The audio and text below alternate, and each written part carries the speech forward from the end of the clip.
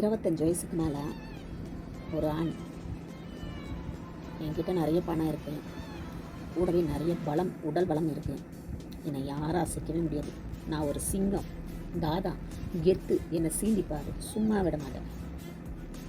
ஆனால் 50 வயசுக்கு மேலே என்கிட்ட அதுக்கு மேலே எக்கச்சக்கமாக பணம் இருக்குது, என்னை சீக்கிரமாக அசைச்சிட முடியும். உடம்பு முன்ன போல் இல்லை, முன்ன பின்ன போல் இல்லை. நான் பேயா ஹாஸ்பிட்டலுக்காக நடக்கிறேன், போகிறேன், வரேன். எந்த நோயின்னு தெரியல, கண்டுபிடிக்க முடியலை. மாத்திரை உள்ளுக்கு போகலை, உள்ளுக்குள்ளே போன சாப்பாடு வெளியில் மாத்திரை மூலமாக வருது. என்ன தான் பண்ணுறதுன்னு தெரியல.